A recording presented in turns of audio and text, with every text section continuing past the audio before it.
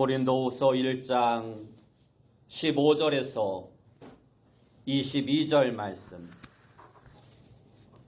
제가 가진 성경으로 신약성경 287페이지입니다. 신약성경 287페이지, 고린도후서 1장 15절에서 22절 말씀, 제가 봉독해 드리겠습니다. 내가 이 확신을 가지고 너희로 두 번 은혜를 얻게 하기 위하여 먼저 너희에게 이르렀다가 너희를 지나 마게도냐로 갔다가 다시 마게도냐에서 너희에게 가서 너희의 도움으로 유대로 가기를 계획하였으니 이렇게 계획할 때 어찌 경솔히 하였으리요. 혹 계획하기를 육체를 따라 계획하여 예하면서 아니라 하는 일이 내게 있겠느냐. 하나님은 미쁘시니라. 우리가 너희에게 한 말은 예하고 아니라함이 없노라. 우리 곧 나와 실로아누와 디모데로 말미암아 너희 가운데 전파된 하나님의 아들 예수 그리스도는 예하고 아니라함이 되지 아니하셨으니 그에게는 예만 되었느니라. 하나님의 약속은 얼마든지 그리스도 안에서 예가 되니 그런즉 그로 말미암아 우리가 아멘하여 하나님께 영광을 돌리게 되느니라. 우리를 너희와 함께 그리스도 안에서 굳건하게 하시고 우리에게 기름을 부으신 이는 하나님이시니 그가 또한 우리에게 인치시고 보증으로 우리 마음에 성령을 주셨느니라. 아멘. 우리 옆에 분들과 인사합시다. 만나서 반갑습니다. 다시 한번 인사합시다. 오늘도 큰 은혜 받읍시다. 오늘 우리가 읽은 말씀을 통해서 아멘으로 영광 돌리는 교회, 아멘으로 영광 돌리는 교회라는 제목으로 함께 은혜의 말씀을 나누기 원합니다. 예전에 전통 한옥 집을 지을 때 가장 먼저 주춧돌을 놓고 그 위에 기둥을 세웠다라고 합니다. 그런데 일반적으로 주춧돌을 놓고 그 위에 기둥을 세우기에 우리가 생각할 때 주춧돌이 판판하게 잘 다듬어진 돌이라 생각하겠지만 주춧돌에 사용되는 돌은 자연석을 다듬지 않은 상태로 그대로 사용했다고 합니다. 집을 짓는 사람들은 이 다듬지 않는 주춧돌의 울퉁불퉁한 면에 맞춰서 기둥에 밑동을 파내는데 이 일은 목수 중에서 최고의 기술을 가진 도편수라는 사람이 맡아서 했다고 합니다. 그렇게 도편수가 울퉁불퉁한 주춧돌에 잘 맞도록 기둥에 밑동을 파내는 작업을 그랭이질이라고 합니다. 그랭이질은 돌과 나무, 성질이 전혀 다른 두 물체를 접착제 하나 없이 하나로 만드는 작업과도 같은 것이었습니다.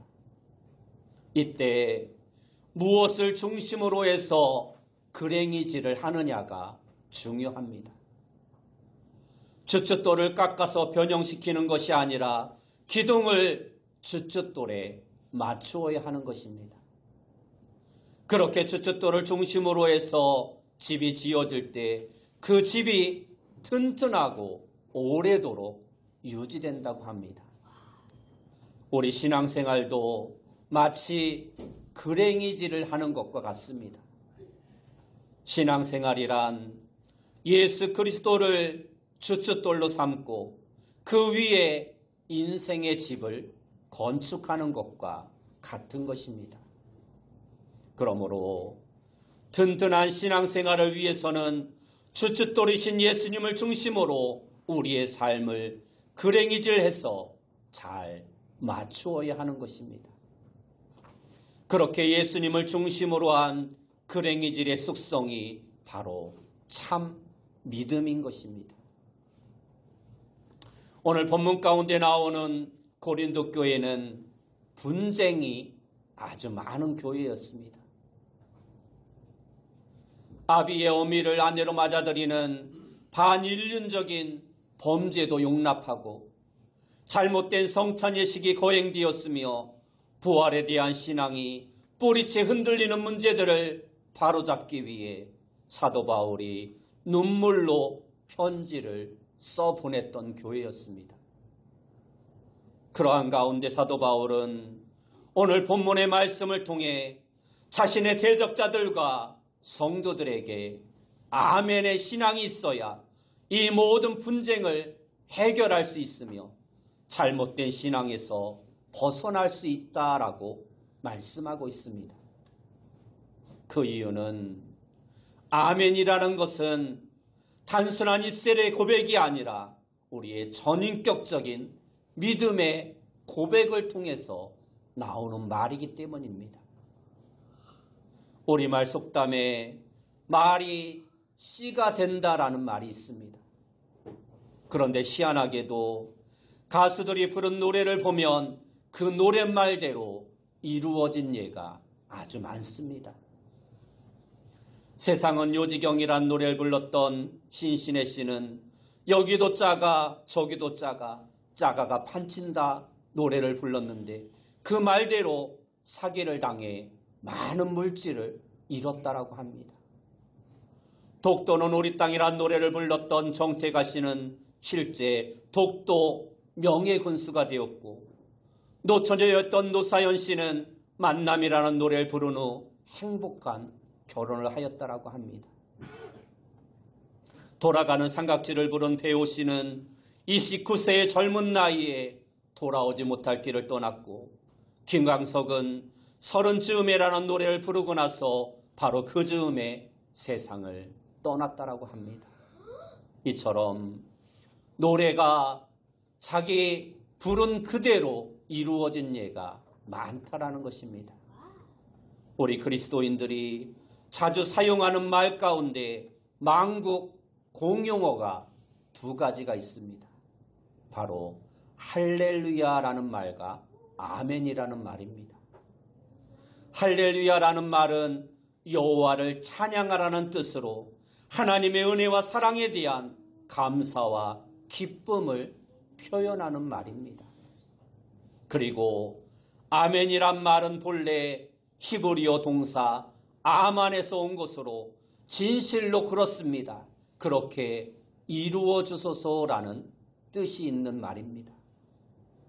복음서를 보면 예수님의 말씀을 기록할 때 간혹 내가 진실로 진실로 내게 이르노니라는 말이 나옵니다. 여기에서 말하고 있는 진실로라는 이 단어가 바로 아멘이라는 말입니다.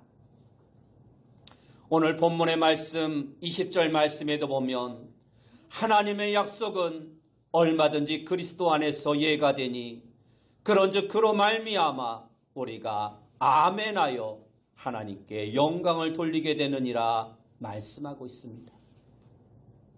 이 말씀을 중심으로 해서 올 2025년도 우리 교회 표어를 아멘으로 영광 돌리는 교회다라고 정했습니다.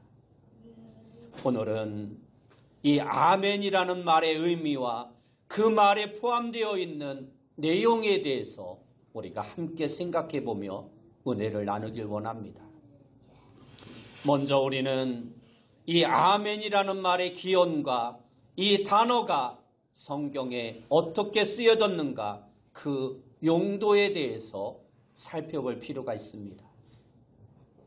아멘이라는 말은 신약 성경뿐만 아니라 구약 성경에도 많이 나오는 말입니다.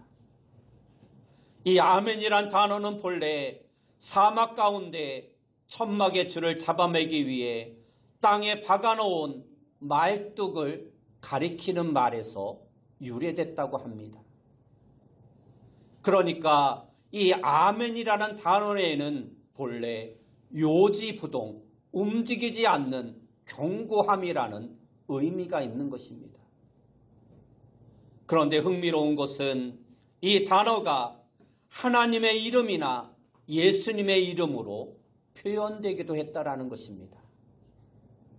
이사야 65장 16절 말씀에 보면 이러므로 땅에서 자기를 위하여 복을 구하는 자는 진리의 하나님을 향하여 복을 구할 것이요 땅에서 맹세하는 자는 진리의 하나님으로 맹세하리니 이는 이전 환란이 잊어졌고 내 눈앞에 숨겨졌음이라 말씀하고 있는데 여기서 말하는 진리의 하나님이라는 말의 원어가 성경에 보면 아멘의 하나님이다라고 기록되어져 있습니다. 또한 요한계시록 3장 14절 말씀에 보면 라오디게아 교회 사자에게 편지하라. 아멘이시요 충성되고 참된 증인이시요 하나님의 창조의 근본이시니가 이르시되라고 말씀하고 있습니다. 이 말씀에 보면 예수님을 아멘으로 말씀하고 있습니다. 하나님의 말씀은 절대 변치 않습니다. 취소되지도 않고 변형되지도 않습니다. 비유해서 말하자면 하나님의 말씀은 부도수표가 아니라 보증수표와 같다라는 것입니다. 그래서 민수기 23장 19절 말씀에 보면 하나님은 사람이 아니시니 거짓말을 하지 않으시고 인생이 아니시니 후회가 없으시도다. 어찌 그 말씀하신 바를 행하지 않으시며 하신 말씀을 실행하지 않으시랴 하고 말씀하고 있습니다. 오늘 본문의 말씀 19절 말씀에도 오면 우리 곧 나와 실로아노와 디모데로 말미암아 너희 가운데 전파된 하나님의 아들 예수 그리스도는 예하고 아니라함이 되지 아니하셨으니 그에게는 예만 되었느니라 라고 말씀하고 있습니다. 이처럼 하나님은 항상 예하시는 분이십니다. 다시 말하면 예수님은 아멘이시며 진리라는 것입니다. 그러므로 우리는 아멘으로 그 하나님 앞에 응답하는 것입니다. 우리가 이렇게 확신할 수 있는 근거는 성령님이 우리를 보증하시기 때문입니다. 오늘 본문 21절과 22절 말씀에 오면 우리를 너희와 함께 그리스도 안에서 굳건하게 하시고 우리에게 기름을 부으신 이는 하나님이시니 그가 또한 우리에게 인치시고 보증으로 우리 마음에 성령을 주셨느니라 라고 말씀하고 있습니다. 우리가 예수님을 믿고 영접했을 때 이미 성령님이 내 안에 오십니다. 그리고 영원히 떠나지 아니하시고 함께 하십니다. 성령님이 인쳐주시고 보증으로 내주하시는 것입니다. 인치심은 우리가 하나님의 자녀가 되었다는 확증이며 보증은 담보와도 같은 것입니다. 세상에서도 인감 도장을 찍고 계약금을 걸면 취소되지 않습니다. 하지만 세상 일은 간혹 취소하고 계약금을 포기하는 경우도 있습니다. 하지만 하나님은 진리 그 자체요 신실하신 분이시므로 우리의 구원도 하나님의 말씀도 절대 취소되지 않는다라는 것입니다. 그러므로 예수 믿는 우리는 세상이 두 쪽 나도 반드시 천국에 들어가 영생 복락을 누리게 되는 것입니다. 우리를 향한 하나님의 말씀 또한 반드시 이루어진다라는 것입니다. 성경에 보면 이 아멘이라는 말은 세 가지 용도로 사용되어지는 경우가 나오고 있습니다. 첫째, 아멘이란 말은 하나님의 말씀에 대한 찬성의 의미로 사용되었습니다. 그렇습니다. 인정한다라는 것입니다. 둘째는 기원의 의미로 기도할 때 맨 마지막에 붙여서 그 기도가 그대로 이루어지기를 기원합니다라는 기원의 뜻으로 담겨 있었습니다. 셋째는 맹세의 의미로 그 말씀대로 순종하겠다는 의미로 사용되어졌습니다. 그러므로 이 아멘 신앙은 한마디로 참된 신앙이요 진실한 신앙으로, 그것은 구원의 신앙, 축복의 신앙, 승리의 신앙인 것입니다. 그러면 이 아멘의 신앙에는 몇 가지 요소가 더 포함되어져 있는데 우리가 그 몇 가지 요소들이 무엇인가를 함께 살펴보길 원합니다. 첫째, 아멘에는 진실된 신앙의 고백이 들어 있습니다. 우리는 하나님의 말씀을 들을 때 건성으로 입술로만 아멘해서는 안 됩니다.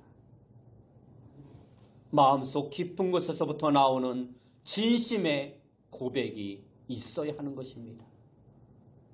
겉으로만 주여 주여 하고 아멘 아멘 하는 것은 헛된 신앙입니다. 예수님 당시 바리새인들이 예수님께 책망받은 이유도 바로 이 때문이었습니다. 그들은 겉보기에는 누구보다 신앙생활을 잘하는 것 같았습니다. 금식하고 11조하고 거창하게 기도하고, 그러나 그 속에 하나님을 향한 진심이 없었던 것입니다. 예수님은 그것을 지적하며 그들을 책망하셨던 것입니다. 사도행전을 보면 베레아 사람들의 신앙을 칭찬하는 내용이 나옵니다. 사도행전 17장 11절 말씀에 보면 베레아에 있는 사람들은 데살로니가에 있는 사람보다 더 너그러워 간절한 마음으로 말씀을 받고 이것이 그러한가 하여 날마다 성경을 상고함으로라고 말씀하고 있습니다. 여기서 간절한 마음으로 말씀을 받았다는 것은 사모하는 마음과 더불어 진심으로 그 말씀을 받았다라는 것입니다. 이처럼 우리가 말씀을 들을 때 진심을 담아 아멘으로 고백하면 그것이 나에게 기쁨이 되고 축복이 되는 것입니다. 둘째, 아멘의 신앙에는 확신 있는 기도가 있습니다. 그러므로 우리가 기도할 때는 확신을 가지고 기도해야 하는 것입니다. 확신 있는 기도, 믿음의 기도는 잘 응답되지만 의심하면서 기도하면 그러한 기도는 응답되지 않는 것입니다. 그래서 성경 야고보서 1장 6절과 7절 말씀에도 보면 오직 믿음으로 구하고 조금 더 의심하지 말라. 의심하는 자는 마치 바람에 밀려 요동하는 바닷물결 같으니 이러한 사람은 무엇이든지 주께 얻기를 생각하지 말라 말씀하고 있는 것입니다. 누가복음 7장에 나오는 백부장의 기도가 이러한 전형적인 믿음의 기도에 대한 예입니다. 로마 군인이었던 백부장은 자기 종이 병들었을 때 예수님의 소문을 듣고는 유대인 장로들을 보내 부탁합니다. 예수님이 그의 집으로 가다가 거의 다 당도했을 때쯤 백부장이 마중을 나와 예수님께 이렇게 말합니다. 누가복음 7장 6절에서 8절 말씀에 보면 주여 수고하지 마옵소서. 내 집에 들어오심을 나는 감당하지 못하겠나이다. 그러므로 내가 주께 나가기도 감당하지 못할 줄을 알았나이다. 말씀만 하사 내 하인을 낫게 하소서. 나도 남의 수하에 든 사람이요 내 아래에도 병사가 있으니 이더러 가라 하면 가고 저더러 오라 하면 오고 제 종더러 이것을 하라 하면 하나이다 하고 말씀하고 있습니다. 무슨 말입니까? 예수님이 직접 안 오셔도 그냥 그곳에서 말씀만 해도 내 하인의 병이 낫겠다라는 믿음의 고백이었던 것입니다. 예수님은 그 믿음을 크게 칭찬하십니다. 9절 말씀에 오면 예수께서 들으시고 그를 놀랍게 여겨 돌이키사 따리는 무리에게 이르시되 내가 너희에게 이르노니 이스라엘 중에서도 이만한 믿음은 만나보지 못하였노라 말씀하고 있습니다. 그러면서 그의 하인의 병을 치유해 주십니다. 미국 텍사스에 가면 달라스 신학교가 있습니다.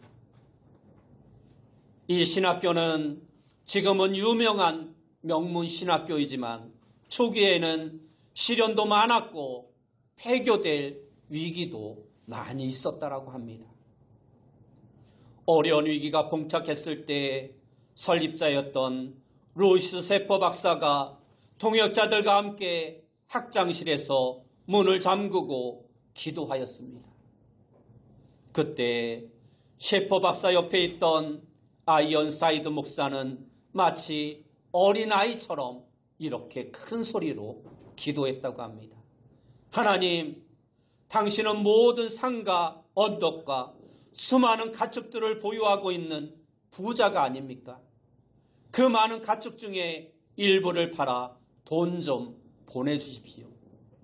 그러면 빚을 청산하고 학생들을 계속 가르칠 수 있을 줄 믿습니다. 기도했던 것입니다.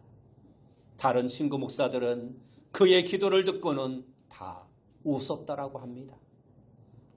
그런데 그 순간 카우보이 모자를 쓴 한 사람이 사무실로 들어오더니 이렇게 말합니다. 저는 목축업을 하는 사람입니다. 오늘 아침 마차 2대에 가축을 실어다 팔았습니다. 본래 그 돈으로 투자할 계획이었는데 왠지 보람 있는 일에 사용하고 싶어 이 학교가 생각이 나서 기부하러 왔습니다 하고 많은 돈을 기부하였던 것입니다. 직원은 그 사람에게 받은 수표를 진 채 학장실로 달려갔습니다. 학장실의 문을 여는 순간 마침 아이언사이드 목사의 기도가 끝나고 있을 쯤이었습니다. 예수님의 이름으로 기도합니다. 아멘. 수표를 받아든 셰퍼 박사는 기도가 끝난 아이언사이드 목사의 어깨를 툭 치며 이렇게 말합니다. 목사님, 하나님이 방금 가축을 팔아서 돈을 보내주셨습니다. 이것 좀 보세요. 오늘 본문 19절 말씀을 다시 보시기 바랍니다. 우리 곧 나와 실로아노와 디모데로 말미암아 너희 가운데 전파된 하나님의 아들 예수 그리스도는 예하고 아니라함이 되지 아니하셨으니 그에게는 예만 되었느니라. 그에게는 예만 되었느니라. 여기서 예라고 대답하는 것은 확고한 믿음의 고백을 의미하는 것입니다. 믿음을 고백하려면 하나님의 말씀을 들을 때 아멘으로 화답해야 하는 것입니다. 하나님은 성경을 통해 그의 백성들과 약속을 맺으셨고 그 약속을 믿는 자들에게 말씀을 성취시켜 주셨습니다. 이처럼 약속을 믿는 믿음은 아멘을 통하여 이루어지는 것입니다. 사람은 환경의 지배를 받기에 환경에 따라 마음이 변할 수 있습니다. 그러나 믿음은 그렇지 않습니다. 믿음은 바랄 수 없는 것을 바라며 믿을 수 없는 것을 믿는 것입니다. 보이지 않는 것을 기대하고 안 되는 줄 알면서도 확신 있게 믿음으로 고백하는 것이 바로 아멘인 것입니다. 그래서 하나님은 우리에게 이러한 아멘을 요구하시는 것입니다. 아멘은 하나님께 대한 신앙 고백이요 믿음의 증거이기 때문입니다. 셋째로 아멘의 신앙에는 온전한 순종이 있습니다. 아멘하고 말씀대로 순종할 때 하나님의 역사가 나타나는 것입니다. 그리고 그를 통해서 승리와 축복이 우리에게 주어지는 것입니다. 기적의 공식이 바로 이것입니다. 믿음 플러스 순종이 하나님의 기적을 불러오는 공식인 것입니다. 창세기 22장을 보면 아브라함에게 하나님이 이삭을 번제로 바치라 말씀하십니다. 얼마나 황당한 일입니까? 그런데 더 놀라운 것은 아브라함이 하나님의 말씀에 그대로 순종합니다. 지금까지 인도하신 하나님이 무슨 뜻이 있겠지 하면서 아침 일찍 일어나 모리아 산으로 갑니다. 그리고는 아들을 잡아 제단에 묻고 각을 뜨려 합니다. 그때 하나님이 그의 믿음을 크게 칭찬하시며 이삭 대신 예배에 놓으신 순양을 제물로 바치게 하십니다. 그 아브라함이 크게 복을 받고 큰 민족을 이루게 됩니다. 이처럼 아멘으로 순종할 때 기적이 나타나는 것입니다. 이러한 아멘 신앙은 하나님과 그 말씀에 대한 강한 긍정에서부터 시작되는 것입니다. 그러므로 우리는 하나님께 예스맨이 되어야 합니다. 사람에게 예스맨이 되면 놀림거리가 되지만 하나님께 예스맨이 되면 날마다 승리하는 삶을 살아갈 수 있는 것입니다. 그런데 하나님께 예스맨이 되기 위해서는 세상에 대해서는 노맨이 되어야 합니다. 세상의 죄악에 대해, 세상의 유혹에 대해, 안일과 쾌락에 대해 단호히 결단하고 거부해야 하는 것입니다. 오늘 본문 20절 말씀에 보면 하나님의 약속은 얼마든지 그리스도 안에서 예가 되니라고 말씀하고 있습니다. 이 말씀은 우리가 아멘으로 순종할 수 있는 근거를 제시해 주는 것입니다. 하나님은 약속을 통해 전능하심과 아울러 신실하심을 보여주십니다. 만약 하나님께서 약속을 변경하신다면 우리는 하나님을 신뢰하지 못하며 그렇게 되면 순종도 온전히 할 수 없는 것입니다. 그러나 신실하신 하나님은 약속하신 바를 온전히 지키시는 분이십니다. 따라서 우리가 아멘으로 그 말씀에 순종할 수 있는 것입니다. 하나님의 뜻이라면 우리는 이처럼 아멘으로 순종하는 자가 되어야 합니다. 그것이 손해냐 이익이냐 계산하지 말아야 합니다. 무조건 순종해야 하는 것입니다. 그 이유는 하나님의 뜻 안에 보증이 있기 때문입니다. 그런즉 우리도 하나님의 신실하심을 믿고 아멘으로 우리의 순종을 나타내야 합니다. 마지막 네 번째로 아멘의 신앙은 오직 하나님께만 영광을 돌립니다. 본문 20절 후반절을 보면 그런즉 그로 말미암아 우리가 아멘하여 하나님께 영광을 돌리게 되느니라 말씀하고 있습니다. 그리스도인의 삶은 하나님께 영광을 돌리는 것이 그 목적이어야 합니다. 그러므로 우리는 마음으로 아멘하고 입술로 아멘하고 행동으로 아멘하여 하나님께 영광을 돌리는 자가 되어야 합니다.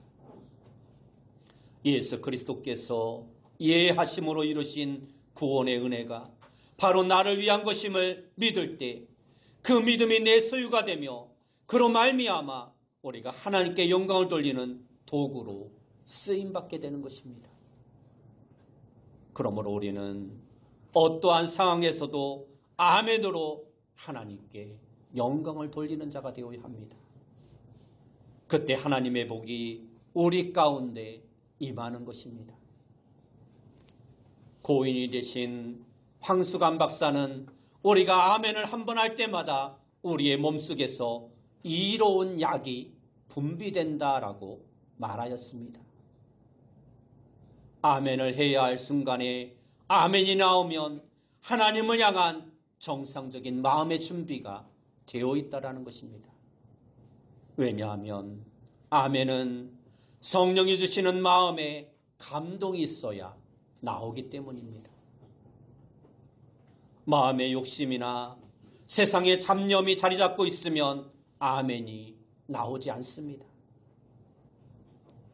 실제 외부로부터 들어오는 약보다 우리 몸에서 자연적으로 분비되는 세포약이 우리 몸을 치유하는 데 있어서 훨씬 더 효과가 좋다고 합니다. 그래서 황수관 박사는 이 약을 아멘약이라 불렀습니다. 그러므로 그리스도인들은 이 아멘약을 항상 복용해야 합니다. 그리스도인에게 있어서 아멘약은 모든 질병을 미연에 방지하는 예방약과도 같은 것입니다. 어느 교회에 아멘이라는 별명을 지닌 할머니 한 분이 계셨습니다. 예배 때마다 말씀이 떨어지기가 무섭게 큰 소리로 아멘하여 예배 시간에 졸고 있거나 딴 생각을 하고 있던 사람들이 깜짝 놀라는 일이 많았다라고 합니다. 사람들이 하도 이 할머니의 아멘 소리에 놀라니까 하루는 며느리가 조심스럽게 말을 하였습니다. 어머님, 채통을 생각하셔서 아멘 소리를 좀 작게 하세요. 그러자 이 아멘 할머니가 며느리에게 이렇게 말했더라고 합니다. 아가야, 나도 다 안다. 근데 아무리 입을 꼭 다물고 있으려 해도 아멘이 먼저 나가는데 어떻게 하냐. 여러분의 모습은 어떻습니까? 체면을 지키느라 아멘을 참고 있습니까? 참지 말고 아멘으로 화답하시기 바랍니다. 의심이 올 때마다 아멘하고, 유혹이 올 때마다 아멘하고, 절망이 닥쳐올 때마다 아멘하고, 말씀을 받을 때마다 믿음으로 아멘이라 외치시기 바랍니다. 아멘은 하나님께 대한 화답의 의지를 나타내는 것입니다. 그래서 아멘이 살아있는 성도는 신앙이 살아있다는 증거이며, 아멘이 사라지는 신앙은 점점 죽어가고 있는 신앙인 것입니다. 아멘이 떠나면 은혜도 떠납니다. 그러나 아멘이 확실하면 신앙도 확실해지는 것입니다. 아멘이 커지면 믿음도 커지게 되는 것입니다. 이처럼 아멘에는 하나님의 능력이 있습니다. 아멘은 기적을 불러옵니다. 여러분 모두가 아멘하여 하나님의 약속을 믿으시기 바랍니다. 아멘하여 하나님의 뜻에 순종하시기 바랍니다. 아멘하여 하나님께 영광을 돌리는 귀한 성도님들이 되시기 바랍니다. 2025년을 시작하는 이 첫 주일에 여러분 모두가 이 아멘의 의미를 다시 한번 생각하며 한 해 동안 아멘의 믿음으로 승리와 축복의 삶을 살아가는 귀한 성도님들이 다 되시길 예수님의 이름으로 축원합니다. 기도하겠습니다. 사랑하는 주님, 감사합니다. 2025년도를 시작하는 이 첫 주일에 우리가 이 아멘의 의미를 다시 한번 깊이 생각하며 올 한 해 동안 하나님의 말씀에 아멘함으로 하나님이 주시는 은혜와 축복의 삶을 살아갈 수 있는 귀한 성도님들 다 되어줄 수 있도록 인도하여 주옵소서. 예수님의 이름으로 기도드리옵나이다.